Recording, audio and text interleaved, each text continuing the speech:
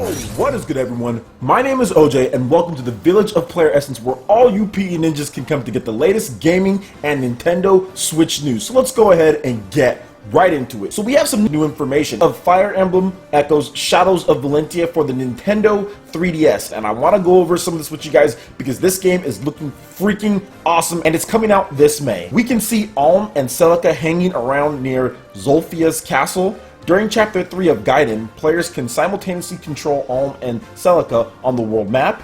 Due to plot reasons, the two become separated and are restricted to exploring the west and east side of Valentia. Currently, it's the year 401 and the 13th day of the Pegasus season. Celica is seen using a new spell, Angel, which is effective against monsters. In Gaiden, weapons and spells don't have finite uses. It seems that magic spells consume HP like in Gaiden. In Gaiden, the Angel spell costs 4 HP to cast. Celica's 90% hit rate is also consistent with magic spells having a fixed hit rate. We also see Alm exploring the Thief Shrine, the very first dungeon in Gaiden. The grave terrain provides a whopping 60-point boost. There's a no symbol on the top of the foe's terrain bonus. In Gaiden, magic spells, unlike physical attacks, do not factor in the foe's terrain bonus. We also see a character changing to the Archer class. It seems you do this by visiting the Milla statue. You can choose the class from the menu rather than having to the statue until the desired class appears. The stat boost from class changing appears to abide by the rule set in Gaiden. The unit's current stats are compared with the new class's stats. If the unit's current stats are lower, they will be raised to the new class's stats. If they are higher, no change occurs. TEC has been kept in the English version.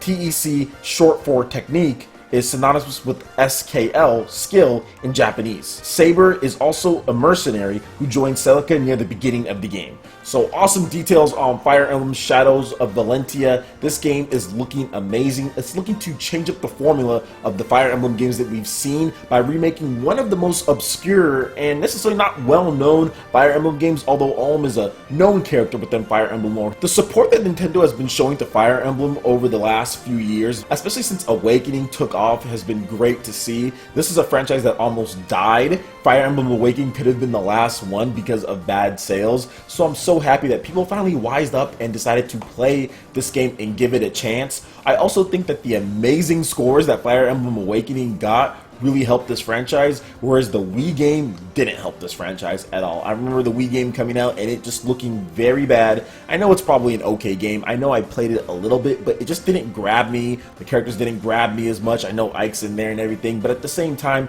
it just wasn't like Fire Emblem Awakening, which just had a better, quicker feel to it and pace. I just liked it a lot more, in my opinion. Obviously, there's people who like the older ones more, and that's completely cool if you like that. But for me, Fire Emblem Awakening, Fire Emblem Fates, and this new one is looking amazing, Fire Emblem Shadows of Valentia. So let me know what you guys think about all these details here, and are you excited for this game? I know I purchased the game already, and I have the amiibo on pre-order, so I'm definitely looking forward to busting it up with some Fire Emblem Echoes Shadows of Valentia on Nintendo 3DS this May. Alright, and now we're moving on to Splatoon 2. There's a bunch of new details on the game when the producers are talking about it, and the main thing that I want to talk about is HD Rumble support is confirmed. And I've said this before in a lot of my previous videos, but HD Rumble needs to be in almost every single game. Like, there should be very few games that don't have HD Rumble built into it, because HD Rumble really just applies to everything in most action games, most platforming games. Any game you can simulate a rumbling or sensation feeling moving across the stage or going from one point to another, the feel of different guns when you shoot them in Splatoon. I definitely think HD Rumble needs to be in various different games. Like I said, there should be little to no games. There should be 0 games that don't support HD Rumble. Here's what the Splatoon producer had to say on the matter as far as if it will support that. Quote, "It will indeed make use of HD Rumble.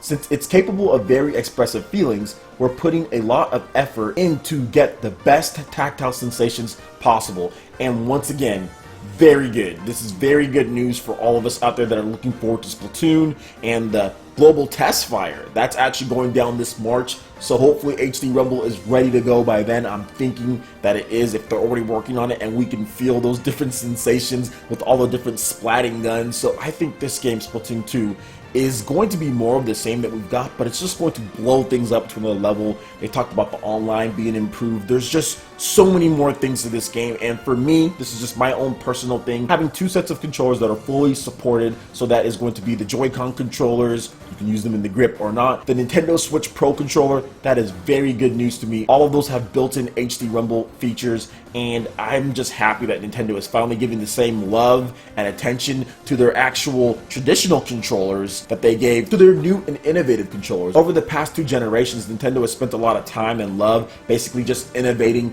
with the new type of control scheme, whether that's the Wii Remote or that is the actual Wii U gamepad. However, the Classic Controller Pro and the Wii U Pro controller pretty much didn't get any love when it comes to innovation. But with this system, and this is why I think the Nintendo Switch is so much different, they're actually innovating with a traditional controller. They're blowing out battery life when it comes to what else is on the market, giving you a lot more hours. In addition to that, they're giving you accelerometers, gyroscopes, NFC technology built in, HD Rumble support, all into that traditional controller with the Nintendo Switch Pro controller. So to me, I'm really happy about that they're innovating even on ideas that's already been established for many years. So really happy about everything that they're doing, and I can't wait to splat it up with you dudes on the global test fire this March. Alright, and moving on to the last topic here, Nintendo has stated that there's going to be more third-party announcements, particularly from Western developers, and more coming very soon. So this is what Koizumi-san had to say on the matter. As you know, we've been focused on development of first-party games,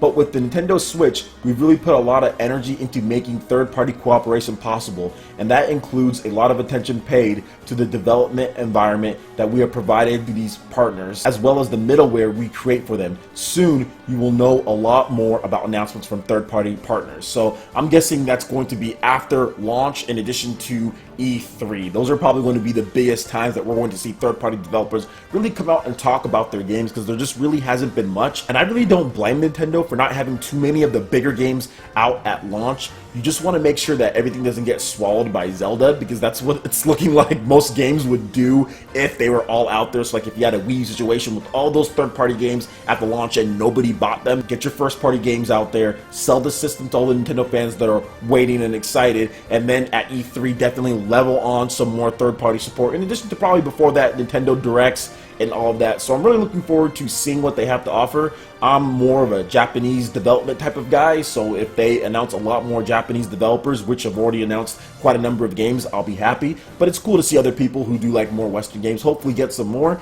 but we still need to wait and see. We don't know what everything when it comes to what's coming from Western developers or not. But for me, I'm just happy that there's going to probably be a lot more Japanese support that we saw in the system, especially with the Wii U. The Wii U had really trash Japanese support. We're probably going to see Japanese support similar to the Nintendo 3DS, and probably a little bit better based on this system. And of course, if sales go amazing, which all indications point to sales being pretty good, at least starting out, I do feel that more developers are going to jump on, especially with how easy the system is to develop on, the middleware, and what Nintendo's been doing working with them. Unreal Engine 4 pretty much mastered in-house, probably helping out other developers with that as well. Plus we've seen other developers say like, hey, like the Snake Pass game, that game was pretty much got up and running in about a week's worth of time.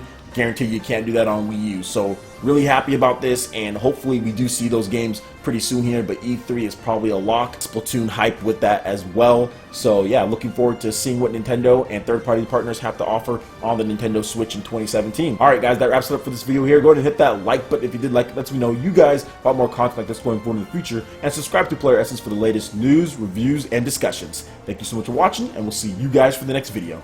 Peace!